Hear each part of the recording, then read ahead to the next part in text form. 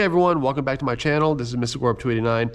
I want to go ahead and tell you guys I finally got my control board back from being repaired. I want to give a huge thank you to Mr. Crypto440 for helping me out with this. Over the holidays, I went home to visit my family, swung by his place, and he fixed these for me while I waited. Also, I did pick up a couple items from him while I was there. I will go ahead and do another video on those at some point here in the not too distant future. I did pick up 2 additional miners as well as 3 graphics cards from him. He's been so incredibly helpful. Anytime I've had an issue with one of these boards, I just send it to him. He fixes it and I get it back pretty quick. So first things first, I want to say thank you to him profusely because he has been a huge help. Also, I wanted to say thank you to Jingle Mining because they have decided to go ahead and be a collaborator with me on this because, you know, they have sent me a couple small items to go ahead and unbox and review. Even though this is one that I purchased with my own money, I do want to say thank you to them as well because they've helped me out as well. So this is going to be nice and quick and simple. You guys have already seen me take this thing apart at least once.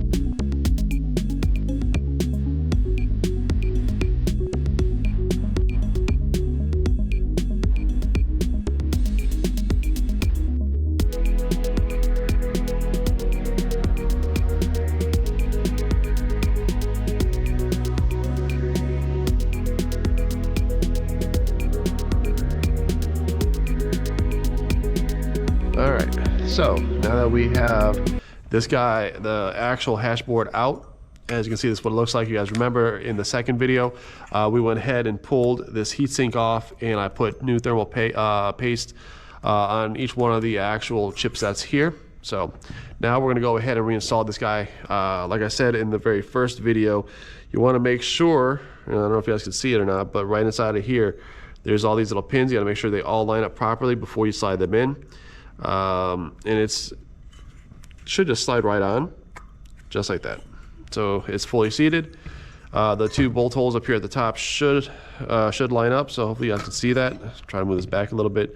Also, for anyone who's not aware, I am actually using the new GoPro camera that I just unboxed the other day in another video for you guys. So I want to know what you guys think of this camera compared to my cell phones that I was using before. So I'm just interested, you guys can let me know down in the comments below what the picture quality looks like compared to the cell phones that the cell phone that I've used in the past. You guys look right here, there are these 2 little slots. Those 2 little slots do have to line up. And then everything falls into place. If you look on the back side over here, you can see where the Wi-Fi antenna goes, the SD card, as well as the reset button would be located on that side.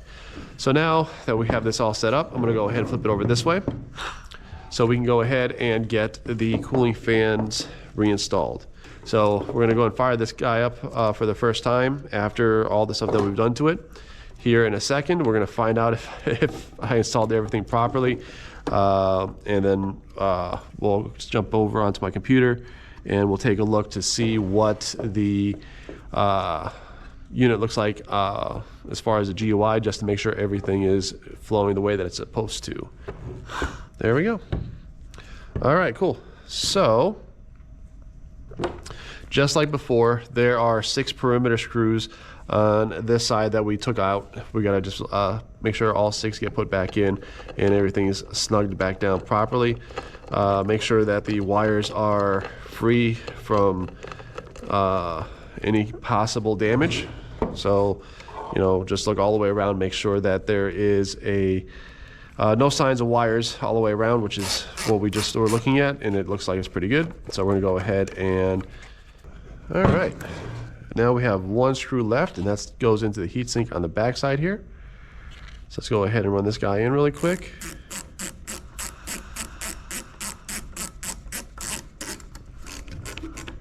All right, we're gonna go ahead and reinstall the little Wi-Fi antenna. Make sure that's snug. Go ahead and we'll snug down these bolts really quick.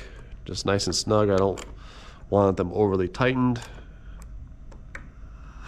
But you gotta make sure that there's good enough sealing so that way the fans are able to do their job.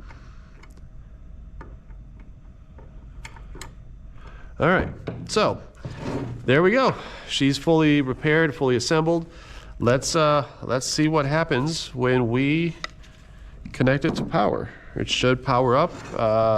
We'll watch the little blinking lights turn on and off a couple times, and eventually it'll actually power on and stay powered on. All right, cool. All right, so now we're gonna go ahead and bring this server PSU over here. It's still powered off, which is what you want to do when you're going to power up one of these units for the first time. All right, so here goes nothing. Let's see what she does. 3, 2, 1. All right, so no smoke yet. That's a good sign.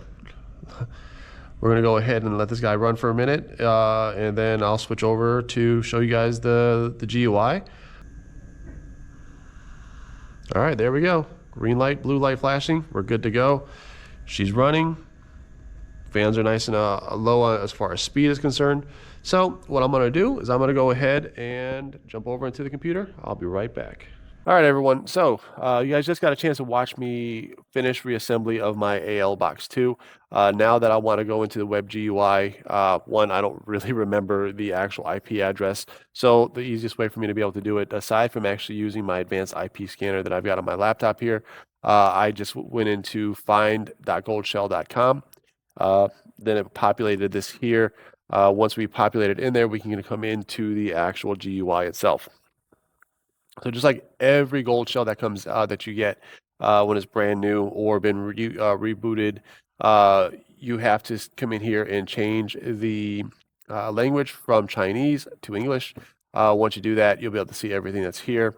Right now, it is currently locked, as you can see right there, but I want to come to the miner settings, and I do see that we are connected to my Cryptex pool login. So if you guys remember a couple of videos ago when I was doing the last video on my Magic Miner FM01, we did go into Cryptex to set the BTC miner up on there. I did set this up as well on there, and this one actually mines and auto converts into Bitcoin. So it is up and running, which is amazing. So if you guys give me a second, I'm going to go ahead and log into my Cryptex portal to show you guys.